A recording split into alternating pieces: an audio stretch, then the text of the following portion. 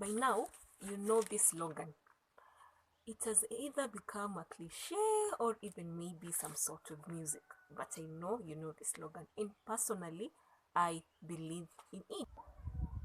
Yes, friends support friends' businesses, and I am for it. I believe it completely. And for me, this is my understanding. This is what I believe. And it's windy, and unfortunately, I'll have to record. Ataka, it's that windy. I don't know how to remove the wind from the videos yet. And I also don't have much money to pay someone. And apart from that, like, this is the only appropriate day I can do these videos. Oh, this video, I mean. So, sina otherwise, people, sina otherwise. Bear with me, but by the grace of God, to improve will become better. Yes. Now back to the point. This is what I believe when I see or when I think of friends support friends business. It means if I open mtush, nikifungua mtush yangu, you come and buy. See a tea, you come and then I give you for free. If I open a salon, you come and you pay me. Si kila siku na kuokolea na lines hapo na you pay nothing. No, you come and pay. Yes, this is what I understand about this. Si mpaka hapo tuko sawa? Tuko sawa. But what do we do about these friends that don't support our businesses? What do we do to them? Do we ignore them or we wait for them? Eh? You know, I know you know what I mean. We wait for them. We are waiting for them. Yeah? We wait for them. Watajua hawajui. But Jesus says, if we do good to only those who do good to us, then what is the difference between us and Pharisees? The conversation continues, creating an open environment for heart-to-heart conversations. Hello, kids. So, yeah, even if you know it's wasting your time, the question still remains. So, what do we do? What do we do to these people? What do we do to these friends? You know, who don't support our businesses. And I know it hurts. Ile cha ukweli inauma. It hurts when you are there, you're searching the things, and then the people you expected them to support you don't support you. For sure, it hurts. And I believe it's okay. I believe it's okay to cut out, I believe it's okay to cut out people, to cut out people who don't add value to your life, or to cut out people who just, they just take you for a ride. You support them and then they don't support you. Lakini, the question is, what is the difference between this and what Jesus says?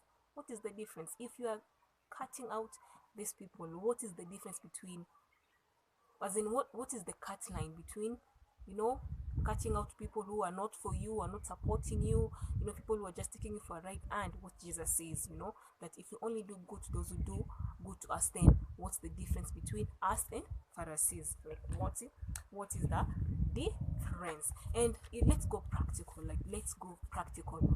For example, if I open my shop, I've opened my shop here, I'm selling my bread, my milk, just an ordinary shop, not even a big one. Normal kiosk, normal shop, I'm selling my stuff, I'm trying to stand on my 2 feet, yeah, right? Yeah, and then I have a friend. This friend leaves my shop and goes to another shop to go and buy milk, to go and buy bread. And remember, our prices are the same. I sell my milk at 50, I sell my bread at 50, the other shop sells the milk at the same price. Then this friend leaves my shop. This is my friend. They leave my shop. They don't buy from me. They go and buy from someone else. And to make matters worse, they have never, since I opened that shop, they have never even once come, hata kununua tupatko, they have never come and bought it, right? And then, as life would have it, they open their own salon. They open at their own salon, and then here they come, they bring for me their brochure. So you put for me this poster, put for me this poster here in your shop, also come to my salon. Sasa, what will you do? Honestly, for sure, will you put that poster on your shop? Will you go to that salon? Let us be honest. You have opened your business. They have never, not even once, come in. Even Ko, even Patco, even Cool Kawia one, but they have never even bought. Even to ile baraka tu za bure, ile Mungu akubariki, they have never said anything. And then this person comes and tells you, I want you to come to my salon. utaenda kweli? Will you even put that poster in your shop? The truth is, cha ukweli kabisa, the truth is most of us, we will either not go or we will struggle with not going. And it is very understandable. Yani from a human perspective, it is very understandable. Because, inauma, for sure, it pains, inauma, for sure kabisa. But, we go back there again. Because again, Jesus says, if we love only those who love us, then aren't you already receiving our reward here in heaven? Like, because it almost seems like it's a tit for tat. If I do this for you, you do this for me. If I support you, you support me. So it means then we're already receiving our reward here on earth. So that means if I support those who only support me, it means I'm receiving my full reward hapa on earth. Kwisha, because it's like a tit for tat, give and take. Actually, it's a give and take, and it's like a tit for tat. So at the end of the day, the truth is we already receive a reward here on earth, and that's the end of it. Yet still, I cannot take the fact that inauma, and it pains, inauma and it pains. So the question is then, what do we do? Or rather, what am I saying? So this is what I'm saying. So going back to that example, for example, if this friend of mine opens a salon, gosh, it's windy. What?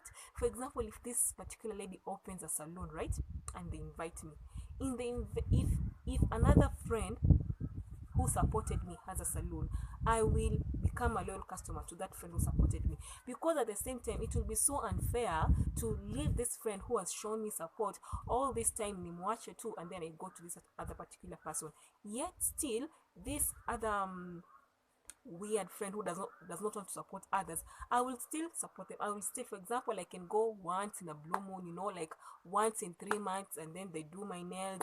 I will wish them the best, but I will not lie here and pretend that I'll become a regular customer. No. If I already had another salon, I will not become a regular customer. But once in a while, I'll be popping in, maybe buy braids, get my nails done, those other things, support them.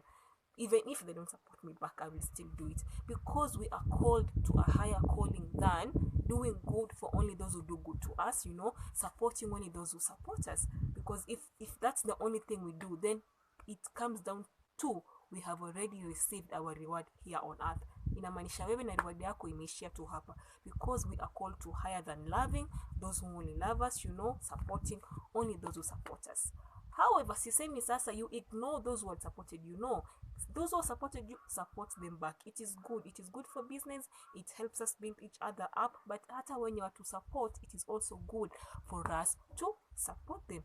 And mainly because we are supposed to do, we are supposed to repay good.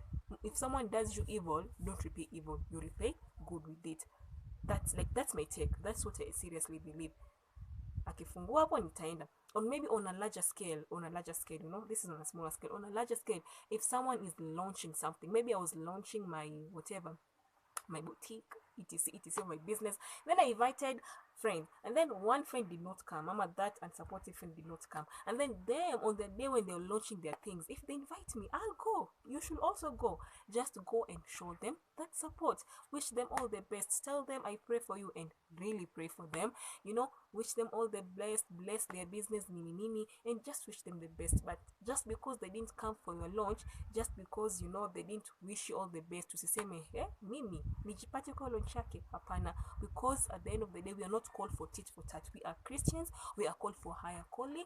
If they invite you for that launch, go support them. Although they didn't support you, although they will never support you, just go, wish them the best, and leave them to God, because we are supposed to do good, not only to those who do good to us, but actually even those who wish us evil, we are supposed to do them good. But when it comes to practical kabisa kwa ground, inakuanga ngumu, it's so hard, but by the grace of God, we can do it. You support them once in a while, but this does not mean ignore those who have been supporting you. No, keep supporting those who have been supporting you. But those who don't support you, you support them in whatever capacity you can, then leave them to Jesus. Leave them. I know somebody somewhere, is saying, hey, my goodness, that is what I do. Me, hey, I do good, I am heaping coals of fire on them. They have to know, we really like to use this phrase, I am heaping coals on fire on them. Lakini, Is that really what this phrase means? Yeah, because all this while, by the way, personally, I always thought it heaping calls on found someone. That's what it means until here, here, alama za duku. But if you want to know more on this, that is the part B of this video. We are going to look on that. Where we say the one I'm saying support those who don't support you. Hey, you're like yes, and so that we heap calls of we heap calls on fire on them. Really, what does that mean? Does it mean the way tunafikirianga wakuwe na kiwaru? Is that what it means really? Is that all there is to it? But for that you cannot miss this video, and here is a sneak bit on that video. Wacha the kiwaru alisikia wacha tu, yani make sure nimeenda nikapeana 10,000 for that harambee. Unajua next time watu unajua next time binadamu tunasaidiananga. Mimi hata kama harambee yangu kunitolea anything, mimi make sure nimempea 10k clean, tena ilihesabiwa hivi 1 2 3 4 mpaka 10. Now yo sijui master of ceremony ama ni nani. Sometimes we believe this is what heaping coals of fire on someone, this is what it means, to make them feel that kiwaru. That really is for next time. But for now, thank you so much for watching. Thank you so much for your time. And if you've liked this video, give it a thumbs up, hit the like button, and kindly subscribe to this channel, Heart to Heart with Connie. Until next time, Shalom.